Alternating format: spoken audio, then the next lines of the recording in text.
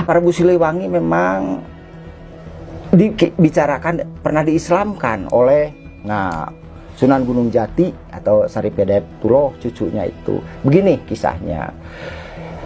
Prabu Siliwangi atau Sri Baduga Maharaja beristri 3 karena dalam undang-undang kerajaan Sunda raja utama atau maharaja boleh beristri 3, boleh. Tapi raja-raja wilayah sangat dilarang, jangankan 3, 2 juga tidak boleh. Karena itu pralayana di dunia.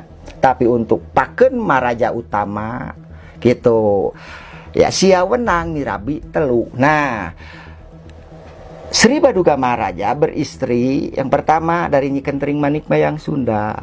Itu turunan dari ayahnya Nyi Susuk Lampung. Nah, punya putra diantaranya yang terkenal Surawisesa dan Surasowan. Laki-laki Surasowan itu kan. Surawisesa inilah ya yang oleh Portugis disebut Ratu Samiam. Nah, kemudian dari istri yang lain yaitu Nyi Subang Larang atau Subang Karancang.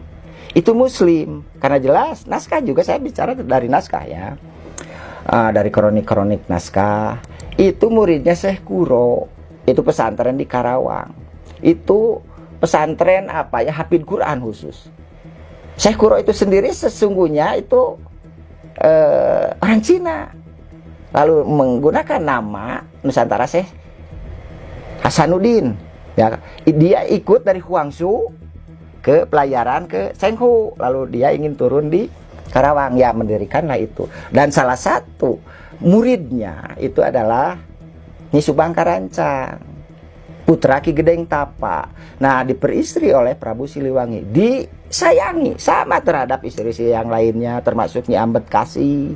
Itu Muslim, jadi 2 istrinya Prabu Siliwangi. Maka Prabu Siliwangi ya boga gereha, boga garwa ti bangsa jin. Nah, bangsa jin itu bukan jin makhluk halus, itu Muslim karena hanya Islam yang mengenal jin.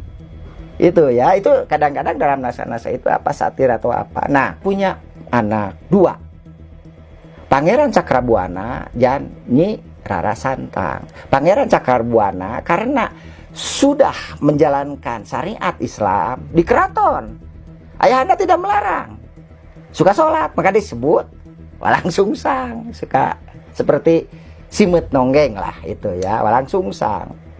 Lalu ketika ibundanya meninggal, tentu saja Prabu Siliwangi sangat sedih. Kenapa? Melihat ini 2 anak itu begitu senangnya itu terhadap